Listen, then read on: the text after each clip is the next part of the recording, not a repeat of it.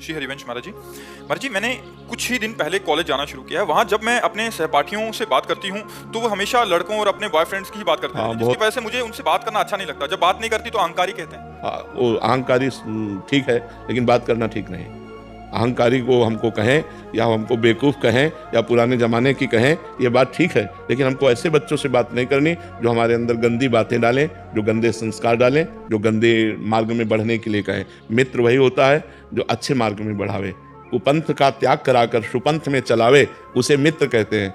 बिल्कुल आप अपने को सुरक्षित रखिए।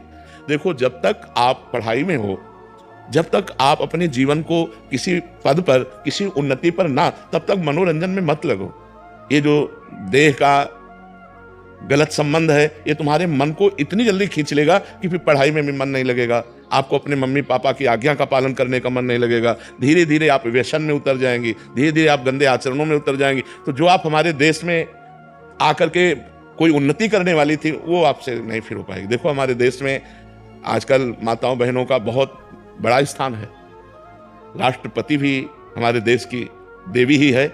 तो ऐसा नहीं कि बच्चियां, देखो बच्चियां जाकर बॉर्डर में राइफल गन लिए हुए गोली खाने के लिए तैयार है। कभी भी कहीं से भी गोली आ सकती है, लेकिन हमारी बच्चियों में कोई कमी, वो पूरे। पर अगर हम स्कूल पीरियड में ही अपने मन को विभाजित कर देंगे व्यसन में, व्यभिचार में, ये गंदी बातों में, तो हम आगे उन्नति कैसे प्राप्त कर पाएंगे? अभी हम बच्चे हैं।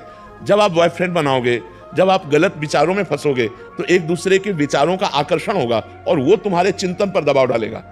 चाहे वो कामासक्त करके, चाहे वो काम क्रीड़ा के बाद का दबाव, वो दबाव आपको धीरे धीरे व्यसन की तरफ ले जाएगा और व्यसन का दबाव पतन की तरफ ले जाएगा। देखो, बच्चा बोला ना कि हम जब स्कूल में जाने की, तो स्कूल के हमारे मित्र हमको ऐसा, और अगर हम वैसा नहीं चलते तो हमें अहंकारी। तो अब इस बच्चे से पूछो कि तुम्हारे संग में कितने ऐसे हैं जो तुम्हारा साथ देने वाले हैं?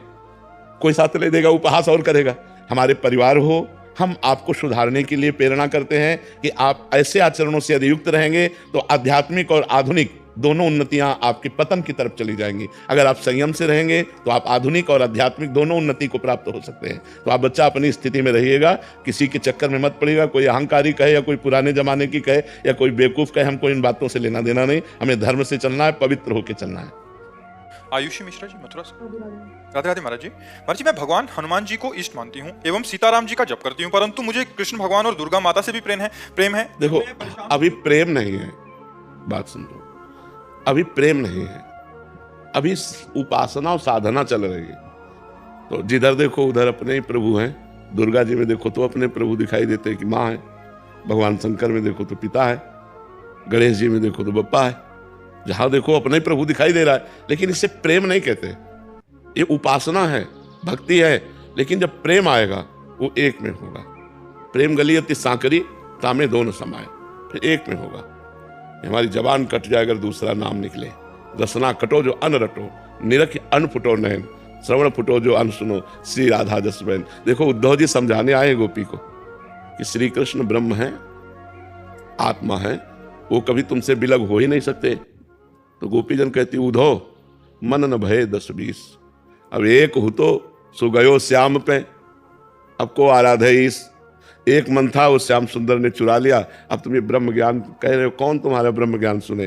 तुम किसी और को सुनाओ जाकर। नाहीन रहो हियमा ठौर, नंद नंदन अछत वानिए को। जब नंद नंदन हमारे हृदय में विराजमान, अब जगह नहीं रह गई तुम्हारे ज्ञान सुनने की, तुम्हारे ज्ञान सुनने की अब जगह नहीं रह गई। इसे कहते हैं प्रेम। श्री कृष्ण प्रेम, राम प्रेम, शिव प्रेम, वही एक परमात्मा है। पर जब प्रेम होगा तो फिर दो नहीं, फिर एक में होता है। जैसे भगवती अम्बा पार्वती जी भगवान शिव के लिए तपस्या कर रही, तो सप्त ऋषिजन आते हैं, पूछते हैं कि देवी आप किस लिए इतनी कठोर तपस्या कर रही? सूखा बिल्व पत्र खा के, सूखा बिल्व पत्र एक ऐसे पाके तपस्या करती थी। अपर्णा नाम पड़ा तभी माता जी का। तो उन्होंने कहा भगवान शंकर को पति रूप में प्राप्त करें। न मकान है, न ऐश्वर्य है, न वैभव, चिता की भस्म लगाते हैं, बरगद के नीचे रहते, ऐसे वर्णन करने लगे क्योंकि उनको परीक्षा लेनी थी।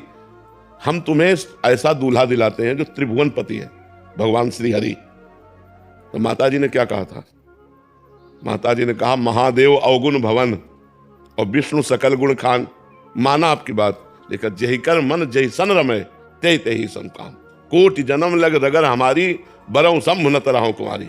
करोड़ जन्मों तक मैं जन्मूंगी और हर जन्म तपस्या करूंगी और यही मांगू कि भगवान शिव हमारे पति हो। कोटि जन्म लग रगर हमारी, बरऊं शंभु न तरहूं कुमारी। अब वरण करूंगी तो शिव को ही, नहीं तो कुंवारी शरीर त्याग दूंगी और फिर भजन करूंगी, फिर भगवान शिव को प्राप्त। ये है प्रेम कि दिखा रहे कि विष्णु से कोटि जन्म लग रगर हमारी, बरऊं शंभु न तरहूं कुमारी। तो जब प्रेम आएगा वो एक में हो जाता है, और जब तक प्रेम नहीं आता तब तक साधना होती है, और साधना में सब होता है। हनुमान जी, राम जी, सीता जी, श्याम जी, कृष्ण जी, मतलब विविध प्रकार। आप देखो घर में पूरे सब देवता मिलेंगे नहीं मिलेंगे, लेकिन जब प्रेम की उपासना आएगी तब उसमें एक हो जाता है, समिट जाता है। समिटे सो आशिक, फैले सो जमाना, वो समिट जाता है प्रेम में। फिर दूसरी तरफ नेत्र उठते ही नहीं। भगवान वो स्थिति कब आती?